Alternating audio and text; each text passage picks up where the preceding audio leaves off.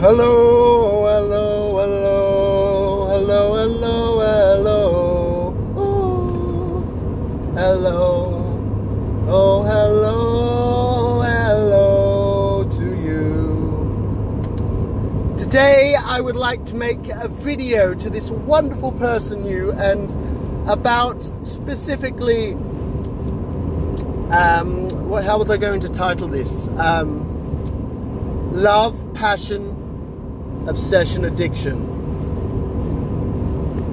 These are all things that can be viewed as quite similar things.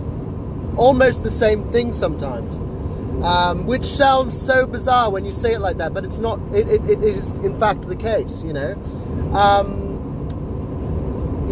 Passion and love, well, those things go together, and music, let's turn that off. Yeah, passion and love, they go together. And love to me is a feeling of connection, of joy, of euphoria. There's a lot more to it, but I think that's a good, off the top of my head, that's what I'm thinking of. And then there's the passion. The passion is the drive in which to engage in in whatever it is. It could be to engage in love. It could be to engage in working on your car. It could be to learn things about a topic that fascinates you. It could be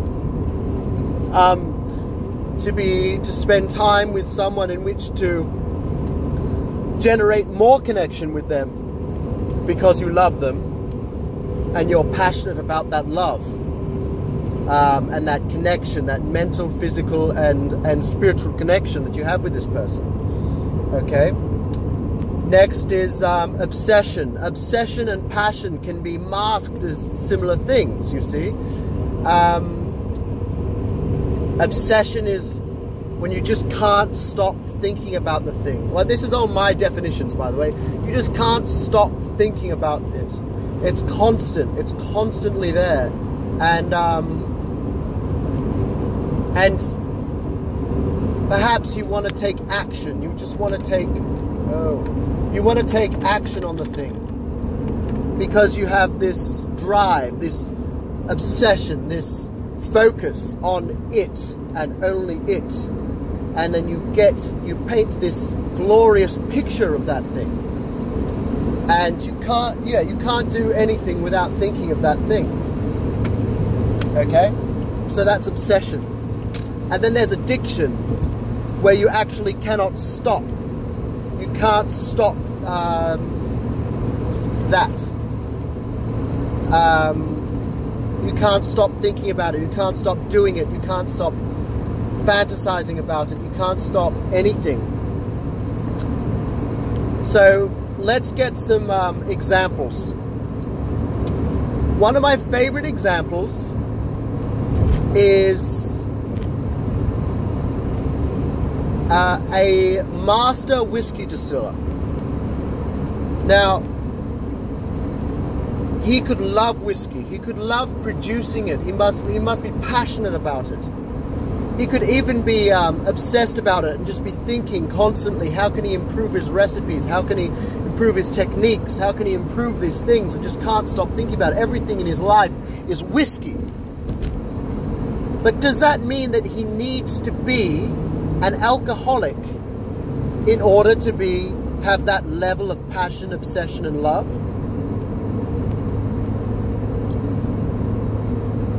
An alcoholic will say that they love alcohol. They are addicted to alcohol. They cannot stop consuming it, being a part of it, having it inside them. Does that necessarily mean that they're obsessed with it? Does that necessarily mean that they're spending their time on the internet researching different types of alcohol to find what is the latest type of whiskey that they can try, the latest type of beer, the latest wines? What are the types of flavors that I can expect from various techniques and various different types of wines? you know, all of this sort of stuff. And like, is that something that someone with love and passion would do, or is that something that someone with an addiction would do? I mean, look, is it the reality that it is possible to be addicted, to be passionate, to be obsessed, and to be in love with a particular thing all at the same time? I believe so. I believe it's totally possible, but I don't believe it's common. I believe that you are generally one or the other. And I mean, the same can go for people. I myself have definitely been in situations where I've been addicted to a partner, where I have felt such strong, intense love that I would obsess over them. And I'd be passionate about them, and I would be addicted to them. And if I didn't see them in a regular basis, I'd physically feel withdrawals or something. I would feel uncomfortable. I would feel unnatural not being around them. And I mean, on the one hand, that sounds so romantic and lovely, but on the other hand, it's an addiction. It's like a drug. And there aren't many addictions that are... There are some addictions that are healthy, and there are most aren't. Being addicted to something external, something like a person or a drug or a whatever, you know, those things are not necessarily healthy for you. But they are there. And so, you know, they're not that great. Like, to me, like, having a healthy amount of, you know, an overwhelming sense of love and an overwhelming sense of passion, those are important things. But I would become obsessed with some partners. I would give up the things that are important to me and my soul, things that calm me, things that ground me to my reality and my love and my earth and my friends and my passions outside of her. And I would give up those things because I'd rather spend time with this thing that I'm obsessed and addicted to than these other things. And I'd lose contact with my friends. I'd lose contact with my passions. And you know, that's quite a sad thing to happen to anybody. To lose sight of what is truly important to them outside of their relationship. But the reality is that this, you know, there's lots of things I could blame. I could blame Disney and the media and movies and all these sorts of things that idolize obsession and addiction. Finding your other half rather than being two whole people that come together to create something more than what two half people can create. I mean, there's a difference between that and finding someone that complements you, but complementing is different to what's it called? To finding your other half. So finding someone who complements you is like putting a bit of pepper on your meal. It was already a good meal, but a bit of pepper, maybe a bit of salt, whatever, will enhance it just that little bit. Does it need it? No, it's delicious. Whatever it may be, it might be delicious.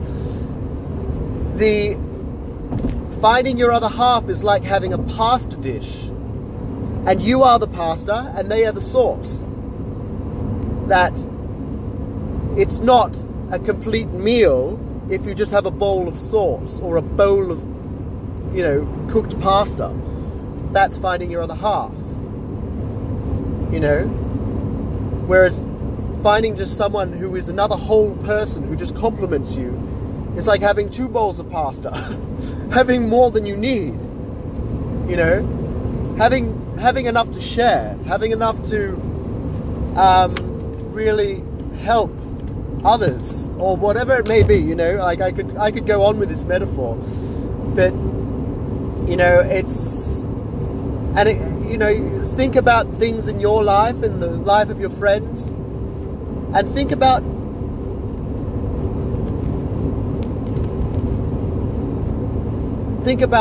those moments. It could be a partner, it could be another passion. It could be a hobby. It could be drugs and alcohol. A lot of people say they love weed. They smoke it every single day. Like, that's how much they love marijuana. And I mean, personally, they can't live without it. And I don't understand that. I come from this paradigm of, love, passion, obsession, and addiction, all having the ability to mean the same thing. And so, but like they can all, the same word love can encompass all of those things. But at the end of the day, they're quite different things. So anyway, I thought I'll make a short video about this, and then just to, I don't know, just popped in my head. I've been thinking about it for quite some time, but I've had a couple of events in my life recently that have really brought this up. Because, yeah. Anyway, have a great day.